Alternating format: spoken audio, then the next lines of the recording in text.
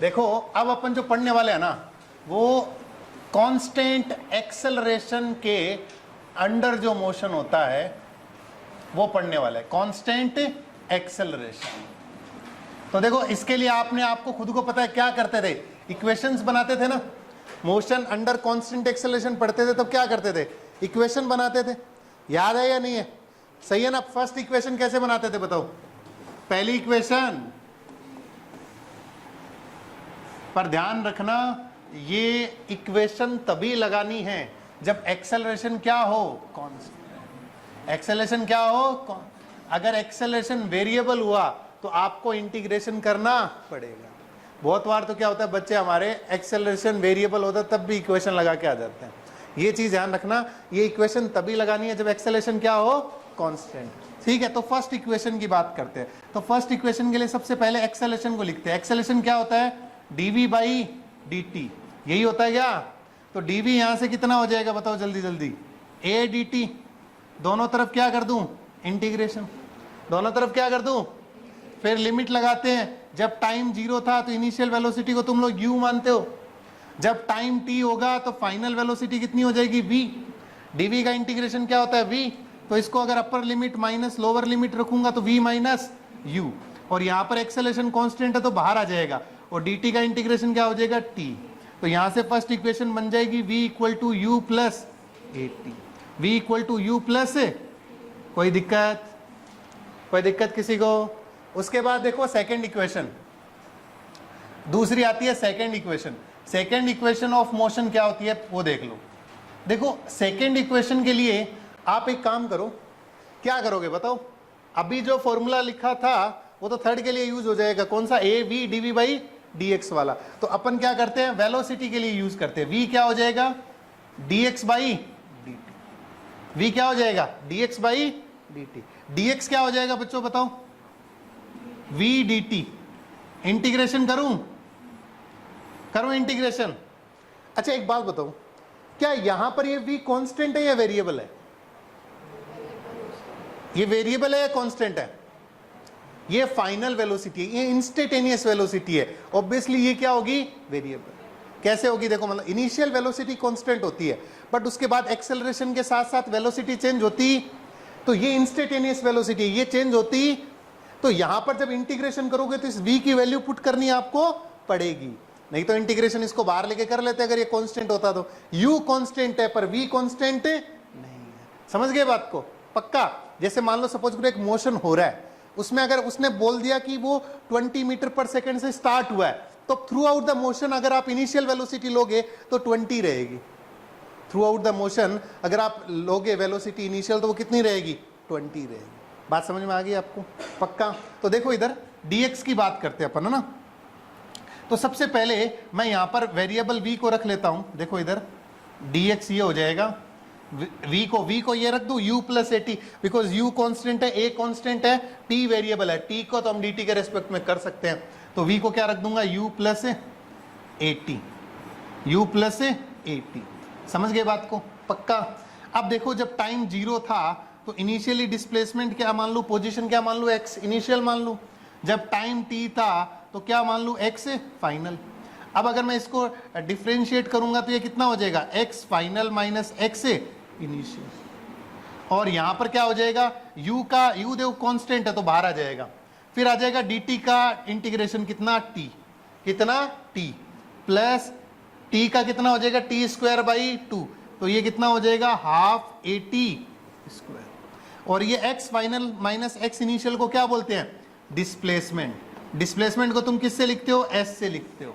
तो फाइनली जो ये इक्वेशन है सेकंड वो कैसे बन जाएगी, s equal to u t plus half a t square. s equal to u t plus half a t, ये आपकी इक्वेशन नंबर क्या हो जाएगी, सेकंड। समझ गए बात को? पक्का? लिखो दोनों इक्वेशन। इसको प्रूफ कराने का मतलब यही था कि आपको ये पता होना चाहिए कि v क्या होता है, वेरिएबल। सिर्फ अगर एक्सेलरेशन है तो v क्या हो जाएगा, वेरिएबल। सिर्फ इनिशियल वेलोसिटी ही क्या रहती है, कांस्टेंट। सही है? कितने लोगों ने आंसर की मैच करी? आपने कर ली मैच? नहीं देखी? भाई साहब कई लोगों जीमेल खोल के देखने की हिम्मत ही नहीं हो रही होगी कि जीमेल खोल के देखें या नहीं देखें। देखो जरूर, आपको आपकी मिस्टेक पता चलेगी। जब गलती करने की हिम्मत हो तो गलती एक्सेप्ट करने की भी हिम्मत होनी चाहिए। सही नहीं क्या? तो घबराना नहीं चाहिए। कभी कभी ऐसा लगता है ना कि यार क्यों देखें आंसर की को, हम इतनी सारी गलतियां करके हैं। अब जब गलती करी है तो उसको फेस करो, उसको सुधारना है, तभी तो सुधारोगे, वरना सुधरेगी नहीं। भागते रहोगे तो सुधरेगी नहीं। कोई ना, सब सही हो जाएगा, इस सेशन हो जाएगा आपको। पिछले साल भी हुए हैं बहुत सारे बच्चे, देखो ड्रॉपर में थे, जिनके जो रहे थे वो इनका सिलेक्शन हो गया। इस साल आप लोगों का भी हो जाएगा, कोई ऐसी बड़ी बात नहीं है। तो ड्रॉपर वाले लगभग तो निकल गए ना, कोई एक आधे को छोड़ गया, जबकि 12th वाला बच्चा ज़्यादा थोड़ा बहुत ऊपर नीचे हो जाता है। ड्रॉपर वाले, क्योंकि आप लोगों के बोर्ड वगैरह भी होते हैं तो थोड़े बहुत इधर उधर उसमें भी लग जाता है। लिख लिया क्या सबने? पक्का? चलो नेक्स्ट लिखो।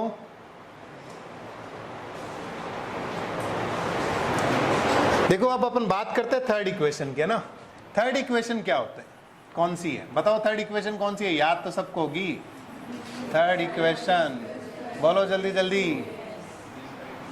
एक्सेलरेशन क्या होता है? v dv बाई dx, यही होता है। अब देखो इधर dx को इधर भेज दूं, a dx, और ये हो जाएगा v dv। इंटीग्रेशन कर दूं, इनिशियल वेलोसिटी कितनी? u, initial displacement x initial, final velocity v, और ये हो जाएगा x फाइनल। यहां से a बाहर ले लो बच्चे, ये हो जाएगा dx। dx में पहले x final minus x initial रखो, सही है ना। और ये क्या हो जाएगा? v स्क्वायर बाई 2, क्या हो जाएगा? u से लेके v तक। तो क्या हो जाएगा? देखो इसको मैं डिस्प्लेसमेंट लिख सकता हूं, इस 2 को इधर भेजूंगा तो ये 2as हो जाएगा, और ये हो जाएगा v square minus u square. u को इधर भेजोगे तो ये इक्वेशन बनेगी v square equal to u square plus 2as। ये कौन सी इक्वेशन हो जाएगी? Third equation. कौन सी हो जाएगी? थर्ड। इसके बाद एक इक्वेशन और लिख लो, लो जल्दी से, फोर्थ इक्वेशन। फोर्थ इक्वेशन के लिए देखो आप सबसे पहले फर्स्ट इक्वेशन को लिखो। फर्स्ट इक्वेशन क्या होती है? v equal to you plus at। अब इस u को इधर ले लो तो v minus u equal to क्या हो जाएगा? at। ये फर्स्ट इक्वेशन हो गई, सही है। उसके बाद थर्ड इक्वेशन लिखो, v square minus u square equal to कितना है? 2as। बस इसको ही तो लिख दिया, v square minus u square क्या है? 2as, यही लिख दिया यहां से। और इन दोनों इक्वेशन को क्या कर दो? डिवाइड कर दो। अगर मैं इसमें इसका डिवाइड करूं, यानी v square minus u square में v माइनस यू का डिवाइड करूं, और इधर 2as में at का डिवाइड करूं, तो देखो a से कैंसिल हो जाएगा, और एक ये v माइनस यू और v प्लस यू से खुलेगा, v माइनस यू कैंसिल हो जाएगा, तो ये बचेगा कितना? v प्लस यू, वो कितना आएगा? 2s by t। तो यहां से s बराबर आएगा बच्चे v plus you into T by, ये इक्वेशन आएगी। ये वो इक्वेशन है जिसमें एक्सेलरेशन नहीं है। एक्सेलरेशन पर ये लगेगी कहां पर? जहां पर एक्सेलरेशन क्या है? कांस्टेंट। ऐसा नहीं है इसमें एक्सेलरेशन नहीं है तो कहीं लगा दिया इसको, इसको लगाना वहीं पर है जहां पर एक्सेलरेशन क्या रहे। ये कभी कभी क्या होता है, आपका एक स्टेप कम कर देगी। ऐसा नहीं है इस इक्वेशन के बिना काम नहीं चलता, पर इससे क्या हो जाता है, कभी कभी आपके 1-2 स्टेप कम हो जाते हैं, थोड़ा टाइम बच जाता है आपका 1-2 मिनट का, और वो बहुत इंपॉर्टेंट होता है आप लोगों के लिए, है ना, इसलिए कर रहा हूं। ठीक है, लिख लो जल्दी से। तो ये 4 इक्वेशन है, चारों इक्वेशन हमें याद होनी चाहिए। ठीक है, ओके। देखो इधर पहला क्वेश्चन, अरे बातें मत करो, लिखो an object is, so a car is, ऐसा लिखो, a car is moving with speed v naught। a car is moving, running या कुछ भी लिख दो, moving with speed v naught। suddenly driver of car apply brake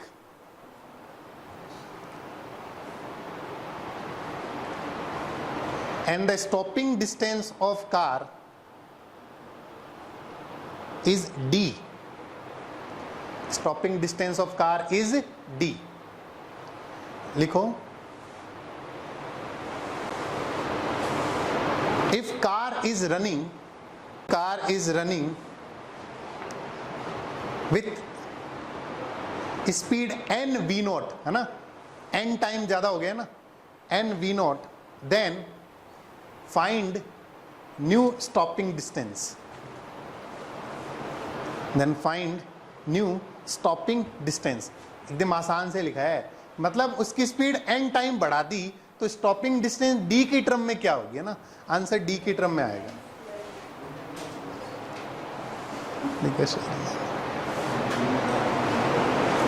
सवाल समझ में आया?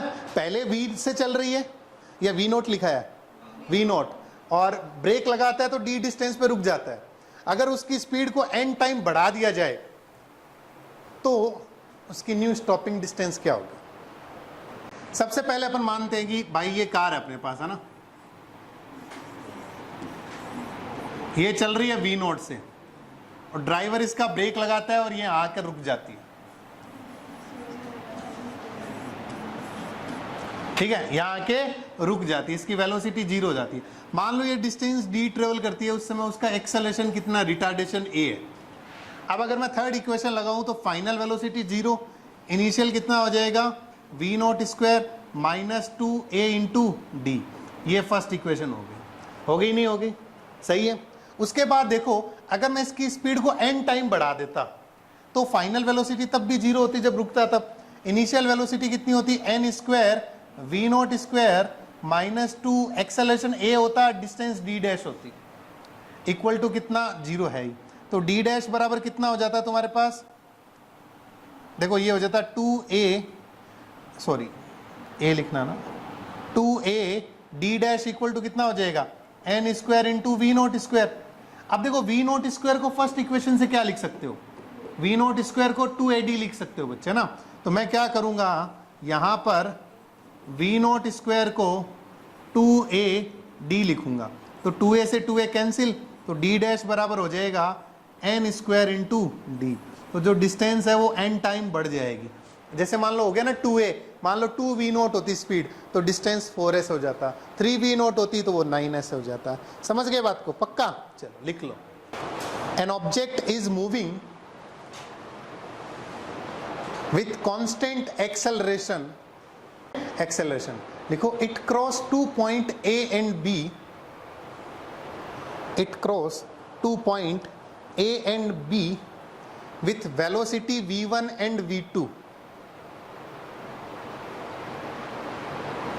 with velocity v1 and v2. Find velocity of object, velocity of object at midpoint of AB, at midpoint of AB। ये भी, इसका result भी आपको देखो याद होना चाहिए, ये भी मिड पॉइंट कॉन्सेप्ट होता है ना, इसका रिजल्ट भी आपको याद होना चाहिए। करो, देखो इधर एक अपन a मान लेते हैं, एक अपन b मान लेते हैं, ठीक है। और एक और चीज सोचो, अगर वो a को क्रॉस कर रहा है तो उसकी स्पीड कितनी है, v1, और जब b को क्रॉस कर रहा है तो उसकी स्पीड कितनी है, v2, ठीक है। और जो c है वो क्या है, मिड पॉइंट है, क्या है, मिड पॉइंट है। तो उस समय स्पीड कितनी मान लेता हूं मैं, v, क्या मान लेता हूं, v। अब देखो इधर ध्यान से, अगर ये डिस्टेंस d है और ये डिस्टेंस d है, because c is the mid point of AB, तो दोनों डिस्टेंस बराबर होगी। अच्छा, एक्सेलरेशन क्या है, यहां पर भी a है और यहां पर भी क्या है, a ही है, थ्रू आउट द एक्सेलरेशन तो कांस्टेंट है।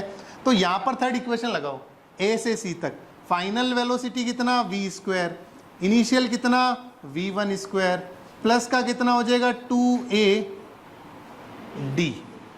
यहां से यहां तक इक्वेशन लगाओ, फाइनल कितनी, v2 का स्क्वायर, इनिशियल कितना, v1 का स्क्वायर, सॉरी इनिशियल कितना, v का स्क्वायर है ना, इनिशियली हो जाएगा v का स्क्वायर, ओके। तो ये हो जाएगा मेरे पास v का स्क्वायर और ये हो जाएगा प्लस का 2ad। अब दोनों को सब्ट्रैक्ट कर दूं तो v स्क्वायर माइनस v2 का स्क्वायर इक्वल टू v1 का स्क्वायर माइनस v का स्क्वायर। 2ad से 2ad तो गया, देखो इसको इधर भेज दो, इसको इधर भेज दो, तो 2v स्क्वायर बराबर आ जाएगा v1 square plus v2 square बच्चे। तो v स्क्वायर बराबर कितना आ जाएगा, v स्क्वायर बराबर आएगा v1 square plus v2 square by 2। तो v बराबर आएगा under the root v1 square plus v2 square by 2। लिख लिया ना सबने?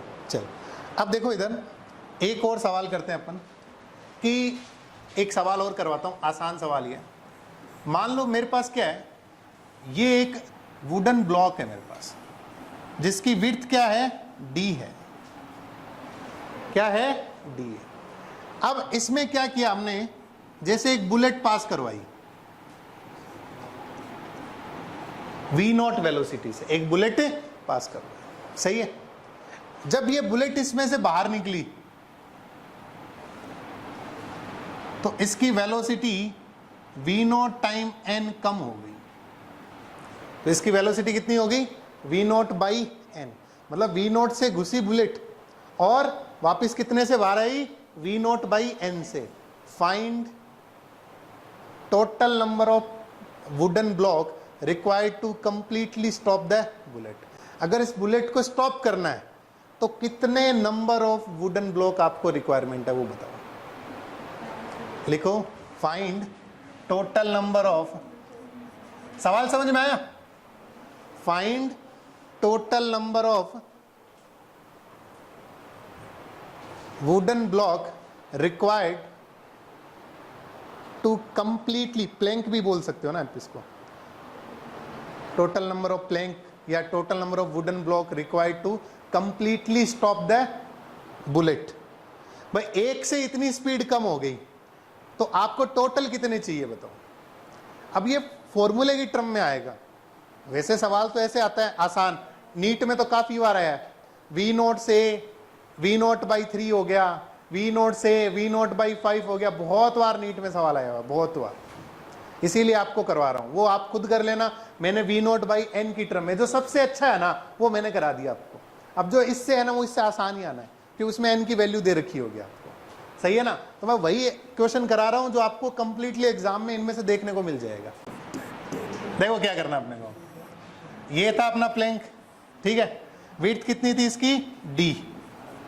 अगर मान लो ये बुलेट v0 से एंटर हुई है तो बाहर कितने से निकलेगी, v0 बाई n से। अब लगाओ अपने पास कौन सी equation, third equation, v0 square by n square equal to v0 square minus 2ad। सही है ना। माइनस क्यों लगाया समझ में आया ना, बिकॉज माइनस किसके लिए आया है, रिटार्डेशन के लिए। तो यहां पर 2ad कितना होगा बताओ, v0 square minus v0 square by n square. सही है। देखो 2ad बराबर कितना हो जाएगा, v0 स्क्वायर कॉमन ले लो भाई, 1 माइनस 1 बाई n स्क्वायर। तो इसको सॉल्व करोगे तो d आएगा वही तुम्हारा v0 square by 2a n square minus 1 by n square. सही है, हो गया यहां से।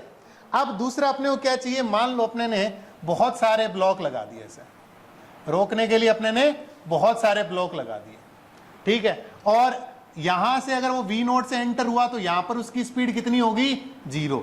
और उसने रुकने से पहले डिस्टेंस कितनी ट्रेवल की, d डैश। कितनी ट्रेवल की, d डैश। तो थर्ड इक्वेशन लगा दूं यहां पर, final velocity 0, initially v0 square minus 2a into d dash. तो d डैश कितना आ जाएगा बताओ जल्दी से, v0 square by 2a, v0 square by 2a। तो आपको नंबर ऑफ प्लैंक रिक्वायरमेंट कितने होंगे भाई, टोटल में मैं क्या कर दूंगा, एक का डिवाइड कर दूंगा तो आ जाएगा। तो नंबर ऑफ प्लैंक रिक्वायर्ड कितना होगा बताओ जल्दी से, d डैश में d का डिवाइड करूंगा तो d डैश में अगर डिवाइड करूं v0 स्क्वायर बाई 2a में अगर मैं डिवाइड करूं किसका, v0 square by 2a n square minus 1 by n square का, तो क्या आंसर आएगा बताओ जल्दी से, n square upon n square minus 1, यही आएगा ना आंसर। अब सही है। देखो अब देखो इसको अगर 4 रखोगे 1/4 हुई तो ये कितना हो जाएगा, 4 का स्क्वायर 16, और ये कितना हुआ 4 स्क्वायर 16 माने 16/15 कितना हो गया, 16/15, 1 पॉइंट समथिंग ना। तो नंबर ऑफ प्लैंक कितना चाहिए, 2 चाहिए। सही है। अगर मैं यहीं पर मान लो सपोज करो स्पीड कम हो गई 9v/10 मान लो फॉर एग्जांपल 9v/10 यानी 1/10 कम हो गई तो बच्चे कितनी 9v/10 तो इसका मतलब ये हो जाएगा 9/10। अब आपको ज्यादा नंबर ऑफ प्लैंक रिक्वायरमेंट होंगे नहीं होंगे? सही है ना? पक्का ना? चल लिख लो, मैं करवा देता हूं एक सवाल इस पे, एक नहीं एक सवाल और कराऊंगा काइनेटिक एनर्जी का भी, 2 करवा दूंगा आपको ना इस पे। देखो इधर एक एग्जांपल और करते हैं। मान लो ये एक वुडन ब्लॉक है ना, ओके। जब इसमें से कोई बुलेट घुसती है v0 वेलोसिटी से, तब जब वो बाहर आती है तो उसकी वेलोसिटी है 9v0/10, ठीक है। Find number of plank required to completely stop the bullet. Find number of plank required to completely stop the bullet. कितना? 6। कितना हो जाए? n की वैल्यू कितनी हो जाएगी? 9/10। तो number of plank required capital N मान लेता हूं तो वो होगा ओके 10/9, सॉरी उल्टा 10/9। n की वैल्यू कितनी होगी? 10/9। तो नंबर ऑफ प्लैंक रिक्वायर्ड कितना हो जाएगा? n² n² - 1, यही था क्या? बताओ n² कितना? 10/9 का स्क्वायर, और ये हो जाएगा 100/81 -1, तो ये कितना हो जाएगा? 100/81, और ये हो जाएगा मेरे अंदाज से 19/81। 81 से 81 गया, 100 तो ये 5 पॉइंट समथिंग आएगा। तो इसका मतलब नंबर ऑफ प्लैंक कितने रिक्वायरमेंट होंगे? 6। तो n की वैल्यू कितनी आएगी? 6। कितने ब्लॉक चाहिए? 6 चाहिए। समझ गए? चलो एक क्वेश्चन और करते हैं इसी टाइप का। Bullet crossing a plank and it's kinetic energy reduced by 10%. Find number of plank required to completely stop the bullet. सही है। इस बार मैंने काइनेटिक एनर्जी को बोल दिया 10% रिड्यूस हो गई। क्या हो गई? काइनेटिक एनर्जी 10% रिड्यूस हो गई। आप बताओ कितने प्लैंक चाहिए? अगर मान लो ये प्लैंक है मेरे पास, ठीक है, और जो बुलेट आ रही है उसकी काइनेटिक एनर्जी कितनी है? k, और वो कितनी होगी? 12mv²। सही है। अब v0² मान लेते हैं। जैसे ही वो बाहर जाएगी उसकी काइनेटिक एनर्जी 10% कम हो जाएगी, यानी काइनेटिक एनर्जी कितनी बचेगी? अब 9k/10 है ना, 90k/100 बचेगी ना, तो 9/10 हो गया। अच्छा, काइनेटिक एनर्जी के हिसाब से अब अगर ये 9/10, इसको क्या लिख सकता हूं मैं? 12mv0²। अगर मैं इसको ध्यान से सुनो, स्टार्टिंग में वेलोसिटी कितनी है? v0। फाइनल वेलोसिटी के लिए इसको क्या लिख सकता हूं? क्या 12mv² लिख सकता हूं? v is the final velocity. तो अगर ये m से m कैंसिल हो गया तो यहाँ 2 से 2 कैंसिल हो गया, तो v बराबर कितना आएगा? रूट का 9/10 इंटू v0। आएगा नहीं आएगा? फाइनल वेलोसिटी यही तो आएगी ना। अब आप बताओ नंबर ऑफ प्लैंक। यहां पर जो n की वैल्यू है वो हो जाएगी रूट का 10/3। अब बताओ आप नंबर ऑफ प्लैंक रिक्वायरमेंट कितनी होगी? n² का मतलब 10/9 और n² 1, तो कितना हो जाएगा? 10/9 और ये 1/9। नंबर ऑफ प्लैंक कितने रिक्वायरमेंट होंगे? 10। कितने? 10। खत्म। ऐसे सवाल भी आता है। तो ये काइनेटिक एनर्जी के ऊपर है। समझ गए? अब इसमें ऐसा होगा ना, काइनेटिक एनर्जी रिड्यूस बाई 1/4 या काइनेटिक एनर्जी डिक्रीजेस बाई 75% या काइनेटिक एनर्जी लॉस बाई 75%, ये ध्यान रखना। काइनेटिक एनर्जी का 75% अगर लॉस हो गया तो बच्चा कितना 25%, ये जरूर याद रखना। बच्चा क्या करता है 75% काइनेटिक एनर्जी लेके ही कर देता है। जब काइनेटिक एनर्जी का लॉस 75% हो गया तो बच्चा कितना 25%। तो वैसे जरूर कर लेना, एक बार सवालों को गौर से पढ़ लेना, काफ़ी वैरायटी के क्वेश्चन आते हैं इस पे। समझ गए बात को? पक्का? आगे बढ़ूं? चलो नेक्स्ट देखो, एक और आपको वैरायटी के क्वेश्चन कराता हूं। तो इस पे मैंने काफ़ी सवाल करा दिया आपको। एक स्टॉपिंग डिस्टेंस पे एक ही सवाल अच्छा था, वो मैंने करा दिया आपको ना, ठीक है। चलो नेक्स्ट देखो, इधर आपको मैं एक बढ़िया सिचुएशन समझाता हूं, फिर आप मेरे को आंसर बताना। देखो ये मान लो, सपोज करो एक, आपने कौन सी मूवी थी वो, धूम 3 मूवी देखी आपने? धूम 3 मूवी में कौन कौन था भाई? हीरो का पूछ रहा हूं, हीरोइन का नहीं पूछ रहा। हीरोइन तो मुझे याद ही नहीं है कौन सी थी। अच्छा, हीरो में एक था अभिषेक बच्चन, है ना, जो इंस्पेक्टर का रोल करता है। मान लो वही अभिषेक बच्चन AB इस गाड़ी में बैठा है, ठीक है, सही है। अच्छा, इस कार की खासियत क्या है? ये कार V0 की मैक्सिमम स्पीड से चल रही है ना, इतनी इसकी क्या हो सकती है, मैक्सिमम स्पीड हो सकती है। और बाइक पे कौन है? आमिर खान। ये लो बाइक बना देता हूं मस्त सी। अरे वो बाइक कैसी भी हो सकती है, देखो ऐसे। ये आपका कौन? आमिर खान, है ना, AK, सही है। ये आपका अभिषेक बच्चन, उसकी गाड़ी कितने से चल रही है? V0 से। और आमिर खान ने जैसे ही देखा कि अभिषेक बच्चन आ रहा है, उसने अपनी कार को एक्सेलरेट कर दिया A एक्सेलरेशन से। कितने से कर दिया? A एक्सेलरेशन से।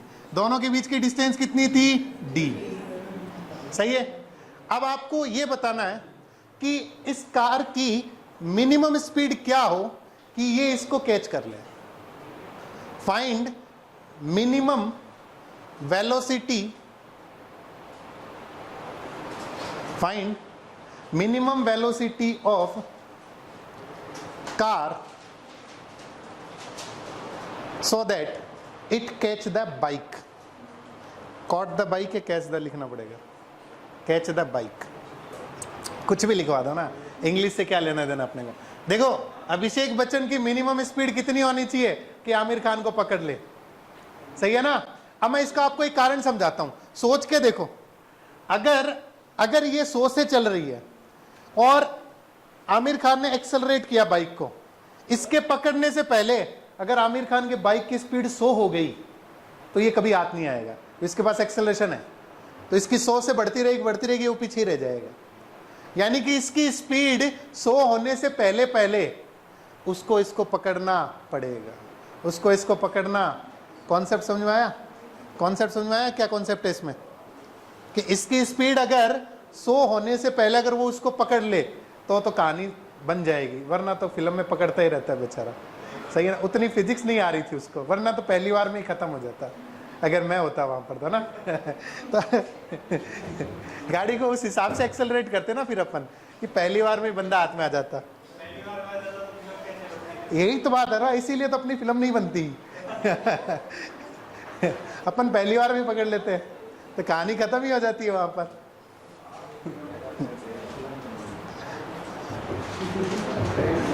क्या सही नहीं है क्या? है यही? अच्छा, रील तो मैंने बहुत सारी बना रखी है, देख लो, बहुत सारी बना रखी है मैंने। टाइम पास करता रहता हूँ, ये तुम्हें काम क्या है मेरा। और अरे वो कौन से काम बनाते मैंने, उस पे बना रखी है, फेसबुक पे नहीं बनती रील।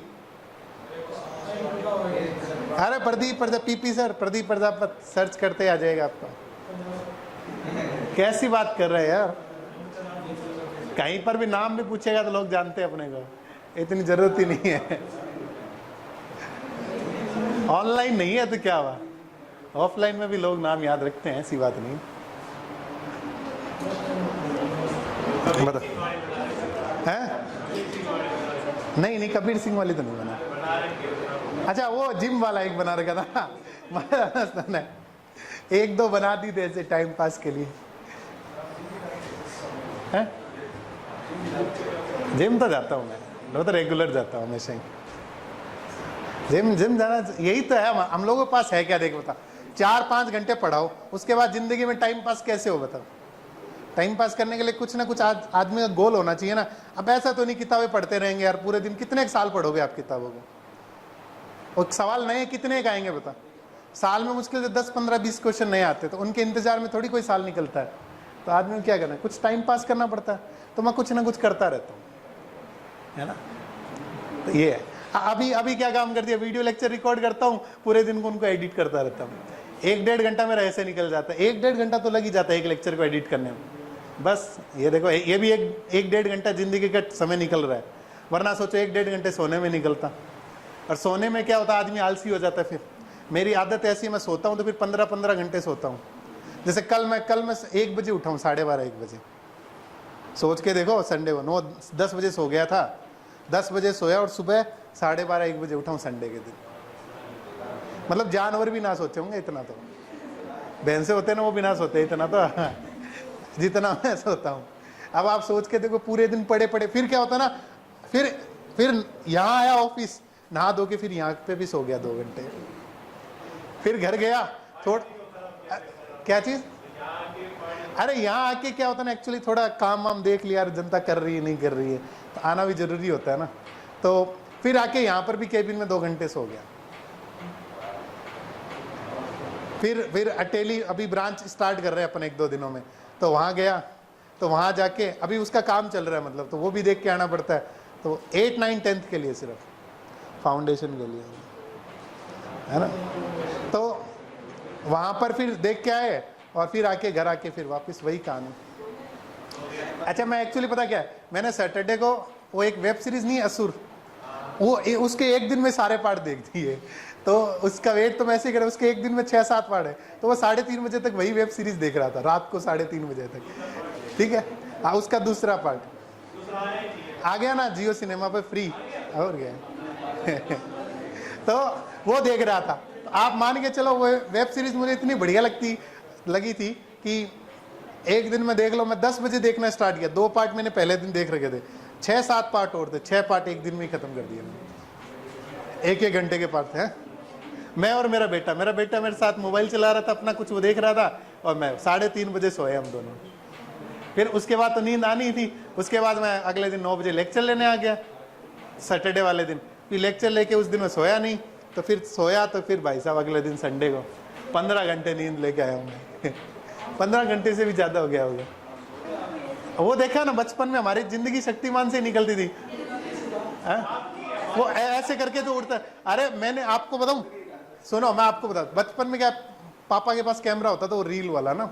तो हम लोग क्या करते थे, जो अपना गेट नहीं होता, उस दोनों तरफ पिलर बनाए होते हैं, उस पिलर पे खड़े होके ऐसे पोज में फोटो खिंचवाते थे। शक्तिमान का इतना शौक था जब हम बचपन में, शक्तिमान सब कुछ था उस टाइम लोगों के लिए।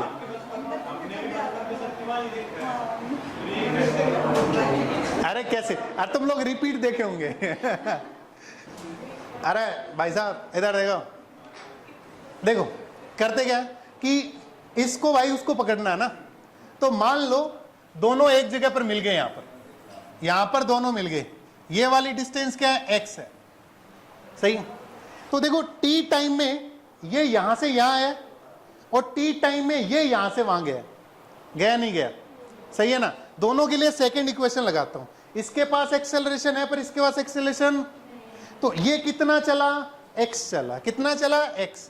तो x इक्वल टू क्या हो जाएगा, इनिशियल वेलोसिटी उसके पास है नहीं, तो वो 0 हो जाएगा, प्लस हाफ at²।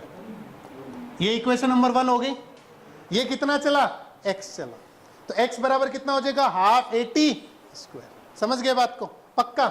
अब देखो ये कितना चला, ये चला d प्लस x, कितना चला, d plus x। Initial velocity इसकी कितनी है, v0, टाइम कितना है t, बट एक्सेलरेशन नहीं है, तो ये वाली टर्म कितनी हो जाएगी, 0। ये हो गई सेकंड इक्वेशन। क्या इसमें x की वैल्यू पुट कर दूंगा मैं, कर दूंगा क्या, तो ये कितना हो जाएगा बताओ, d प्लस x की वैल्यू हो जाएगी half at² v0t into t. सही है ना, पक्का ना। अब देखो इधर क्या करें, दोनों को 2 गिफ्ट कर देते हैं ना, 2 से मल्टीप्लाई कर देते हैं। 2d plus 8t square equal to 2v0 into t, सही है ना।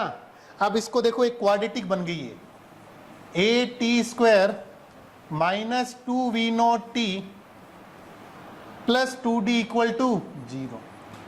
अब मैं आपको एक चीज समझाता हूं, समझना उस बात को। अगर रियली में ये वाला बंदा उसको कैच करता है तो टाइम की रियल वैल्यू आएगी, मानते हो नहीं मानते? मतलब इस क्वाड्रेटिक इक्वेशन के जो रूट होंगे वो कैसे होंगे, रियल। कैसे होंगे, कैसे होंगे? इसका मतलब रूट रियल होने का मतलब बी स्क्वायर माइनस 4ac क्या होगा, ग्रेटर देन इक्वल टू। ये क्वाड्रेटिक इक्वेशन की खास पहचान होती है ना, अगर रूट रियल है तो इसका मतलब b square minus 4ac greater than क्या होगा, बी स्क्वायर का मतलब कितना हुआ, बी तो ये होगा, तो यानी ये हो जाएगा 2v0 स्क्वायर माइनस 4 एक्स, ए तो वही आ गया, ए ही है तुम्हारे पास, सी की वैल्यू कितनी है 2d is greater than equal to 0। तो देखो यहां पर 4v0 square equal to 8ad आ गया, 4 से ये कैंसिल हो जाएगा 2, तो ये हो जाएगा देखो v0 बराबर greater than equal to root का 2ad। नहीं समझे? अरे बोलो, समझे नहीं समझे? जो v0 आएगा वो क्या आएगा, greater than equal to root का 2ad। समझ गए बात को, पक्का? लिख लो बच्चे। तो इतनी वेलोसिटी होनी चाहिए तब ये उसको कैच कर पाएगा। देखो ये सिचुएशन दिमाग में रखना, एक कांस्टेंट से चलेगा और एक v0 से, सही है, पक्का? चलो मान लो ये बस है, मान लो ना ये स्टार्ट हुई, सही है, स्टार्ट हो गई। एक बंदा क्या है, ऑफिस के लिए लेट हो रहा था, उसको बस पकड़नी थी। अब वो इस बस से 18 मीटर दूर था। फाइंड मिनिमम स्पीड, ध्यान रखना इसकी स्पीड कांस्टेंट रहेगी। Find minimum speed of man so that he catch the bus. Same situation है ना, देखो एक v0 से चल रहा है और दूसरा एक्सेलरेट हो रहा है, तो मिनिमम स्पीड क्या होगी आदमी की कि ये बस को पकड़ ले। समझ रहे हो ना? सेम सवाल ही था, सेम सिचुएशन ये पिछले बार वाली। तो आंसर कितना था, रूट का 2ad, कितना 2ad। तो मिनिमम स्पीड कितनी थी, रूट का 2ad। बताओ भाई, एक्सेलरेशन कितना है 1, d कितना है 18, कितना हो गया ये 36, कितना हो गया 6 मीटर पर। ये बहुत ज्यादा होती है स्पीड, बहुत ज्यादा होती है ना आदमी के लिए, सुपर पावर चाहिए इसके लिए दौड़ने के लिए। 6 मीटर पर सेकंड, समझ गए? पक्का?